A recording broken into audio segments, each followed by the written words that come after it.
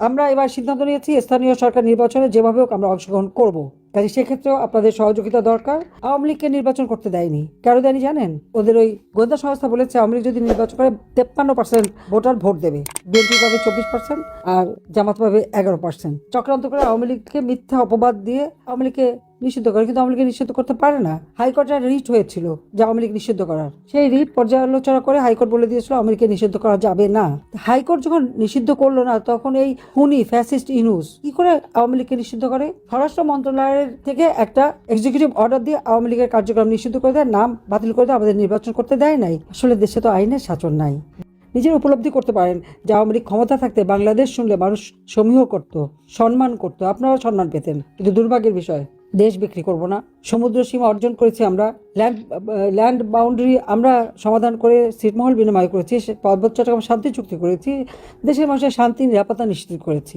অপরাধটা কি করলাম? কোন অপরাধে? মানে যেই 2024-এর চক্রান্ত, সেই ডিপ স্টেটের চক্রান্ত, বিভিন্ন শ্রেণী পেশার টাকা দিয়ে তাদেরকে ব্যবহার করা, এবং যত ভালো কাজই করি না কেন সেগুলির ভিতরে একটা বদনাম করানো বা একটা প্রশ্নবিদ্ধ করে দিয়ে মানুষকে বিভ্রান্ত করা, এটা খুব পরিকল্পিত ভাবে করা হয়েছে। মানে ইউএস ফান্ডেড যে সমস্ত কান্ট্রি, আপনারা যদি সেখানে ঢোকেন সেখানেই পাবেন কিভাবে চক্রান্তটা তারা করেছে, কিভাবে কারা কারা টাকা নিয়েছে, সব পাওয়া যাবে এখানে। আপনারা জানেন যে মার্কিন যুক্তরাষ্ট্রের স্টেট ডিপার্টমেন্টের সাবেক কর্মকর্তা, সাইবার সিকিউরিটি বিশেষজ্ঞ মাইক বেঞ্চ এবং মার্কিন রক্ষণশীল রাজনৈতিক ভাষ্যকার ষড়যন্ত্র তাত্ত্বিক ট্যাকার কার্লসন তাদের পডকাস্টে বাংলাদেশ প্রসঙ্গে বেশ কিছু বিষয় তুলে ধরেছিলেন। বিশেষ করে 2024 সালে বাংলাদেশে শেখ হাসিনা সরকার পতনে যুক্তরাষ্ট্রের বাইডেন সরকার জড়িত থাকার বিষয়ে উল্লেখ করেছেন তারা, অর্থাৎ আমাকে কিভাবে ক্ষমতা থেকে সরাবে। এখানে বলা হয়েছে যে সিআইএ, মার্কিন গোয়েন্দা সংস্থা এবং এর প্রক্সি সংগঠন ইউএসএইড, আইআরআই ও এনইডি দ্বারা বাংলাদেশে বিশাল পরিমাণ অর্থ ঢেলেছে। এই অর্থ কাকে কাকে করা হয় আপনারা শুনলে অবাক হয়ে যাবেন। মিডিয়া, অর্থাৎ সোশ্যাল মিডিয়া, ইলেকট্রনিক, প্রিন্ট, সাংস্কৃতিক কর্মী, র্যাপার, ক্ষুদ্র নিগোষ্ঠী, হিজড়া, সমকামী, ট্রান্সজেন্ডার, র্যাডিক্যাল গ্রুপ, জঙ্গি সংগঠন, সন্ত্রাসী গ্রুপ, সোশ্যাল মিডিয়া, ইনফ্লুয়েন্সার, শিক্ষক, শিক্ষার্থী, একই সাথে আইন শৃঙ্খলা রক্ষাকারী সংস্থা, সশস্ত্র বাহিনীর সদস্য, সকলকে ব্যাপকভাবে অর্থ দিয়ে আমাদের বিরুদ্ধে অপপ্রচার শুরু করে নানা ধরনের, এবং এই অপপ্রচার করে করে মানুষের মধ্যে একটা বিভ্রান্তি সৃষ্টি করার চেষ্টা করে। ওই অবস্থা মোকাবেলা করেও আমরা কিন্তু নির্বাচন করে সরকারে আসি। কিন্তু এই যে ইউএস ফান্ডের এনইডি, এই এনইডি অর্থাৎ এটা হচ্ছে endowment, national endowment for democracy. এনইডিতে যদি আপনারা ব্রাউজ করেন আপনারা পাবেন। এখানে এর যে প্রেসিডেন্ট এবং সিইও ডেমন উইলসন, সে কিন্তু এদের সাব কমিটি, এটা হচ্ছে ডিপার্টমেন্ট স্টেট ও related programs of the house committee. এখানে তার টেস্টিমনি দেয়, সেখানেও সে স্বীকার করে যে এখান থেকে টাকা দেওয়া হয়েছে। এইভাবে চক্রান্ত করেই আমাদেরকে ক্ষমতা থেকে হটিয়ে দেওয়া হয় বা এ করে। আমি তো জানতাম না যে আমি কোথায় যাচ্ছি, কারণ আমি দেশ থেকে কখনো আসতে চাইনি। আমি কখনো ছাত্ররা আন্দোলন করেছে, তাদের উপর কোনো গুলি চালানোর হুকুম দেয়নি। আমার বিরুদ্ধে জাতিসংঘ মানবাধিকার কমিশন বলছে আমি নাকি 1400 লোক হত্যা করেছি। আমি কোনো মানুষকে হত্যা করি নাই, বরং ওরা পুলিশ হত্যা করেছে, আওয়ামী লীগের নেতাকর্মী হত্যা করেছে, সাংবাদিক, সাংস্কৃতিক কর্মী, আইনজীবী, সংখ্যালঘু সম্প্রদায় নির্বিচারে তাদেরকে হত্যা করে পা বেঁধে ঝুলিয়ে রেখেছে। এটা তো 15 জুলাই থেকে যে ইন্ডেমনিটি দেওয়া হলো, অপরাধ যারা করেছে তাদেরকে ইন্ডেমনিটি দেওয়া হয়েছে। আর সব মামলা আমাদের বিরুদ্ধে মিথ্যা মামলা দিয়ে আমাদের আওয়ামী লীগের নেতাকর্মী ঘর বাড়ি জারি করে ছাড়খাড় করেছে। আওয়ামী লীগকে নির্বাচন করতে দেয়নি, কেন দেয়নি জানেন? ওদের ওই গোয়েন্দা সংস্থা বলেছে আওয়ামী লীগ যদি নির্বাচন করে 53% ভোটার ভোট দেবে, বিএনপি পাবে 24% আর জামাত পাবে 11%। চক্রান্ত করে আওয়ামী লীগকে মিথ্যা অপবাদ দিয়ে আওয়ামী লীগকে নিষিদ্ধ করে, কিন্তু আওয়ামী লীগকে নিষিদ্ধ করতে পারে না। হাইকোর্টের রিট হয়েছিল যে আওয়ামী লীগ নিষিদ্ধ করার, সেই রিট পর্যালোচনা করে হাইকোর্ট বলে দিয়েছিল আওয়ামী লীগকে নিষিদ্ধ করা যাবে না।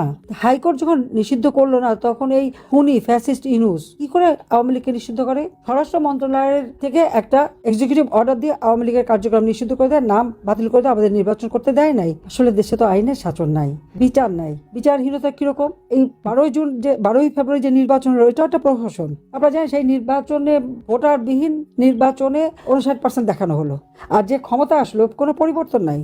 বাংলাদেশের মানুষের কোনো পরিবর্তন আসেনি। দ্রব্যমূল্যের ঊর্ধ্বগতি, আইন শৃঙ্খলার অবনতি, বাংলাদেশে এই অনাচার যা ইউনূস করে থুয়ে গেছে, ওই তারেক জিয়া যে 21 আগস্ট গ্রেনেড হামলাকারী, 10টা অস্ত্র মামলায় সাজাপ্রাপ্ত, এফবিআই কর্তৃক দুর্নীতির জন্য সাক্ষী দিয়ে যে সাজাপ্রাপ্ত, সেই এখন প্রধানমন্ত্রী। এখন একইভাবে দেশ চলছে। আমাদের কথা অত্যন্ত স্পষ্ট। আপনারা অনেকেই এরকম অত্যাচারিত, নির্যাতিত হয়েছেন। যারা নির্যাতিত হয়েছেন তারা যেভাবে পারেন অনলাইনে হোক তাদের বিরুদ্ধে মামলা করবেন। এই মামলা যেমন ইউনূস সরকারের বিরুদ্ধে, আবার বর্তমানে যদি তারিখ যে বিএনপি লোকরাই তো বেশি করেছে, যাদের কাছে আপনারা চেনেন, বা ওএনসিপির যারা, তাদের বিরুদ্ধে মামলা করতে হবে। আর এদের যে দুর্নীতি, সেই দুর্নীতির মামলাও আপনাদের করতে হবে। তাছাড়া যে ঘর বাড়ি লুটপাট, অগ্নিসন্ত্রাস করেছে, সমস্ত মামলাগুলি আমাদের থানা নেবে না, কোর্টে নেবে না, অনলাইনে অথবা রেজিস্ট্রি করে করতে হবে। আমাদের কথা স্পষ্ট যে আওয়ামী লীগের নিষেধাজ্ঞা প্রত্যাহার করতে হবে, কারণ আওয়ামী লীগের নিষেধাজ্ঞা দেওয়ার কোনো অধিকার অবৈধভাবে ক্ষমতা দখলকারীদের নাই। আওয়ামী লীগ যত নেতাকর্মী বন্দী, সমস্ত রাজনৈতিক নেতাকর্মীদের মুক্তি দিতে হবে। মিথ্যা মামলা দিয়ে আজকে 1.5 বছর হয়রানি করছে, নির্যাতন করে করে কারাগারে একেবারে যখন মৃত্যু মুখে, তখন নিয়ে এসে হাসপাতালে ফেলে রাখে।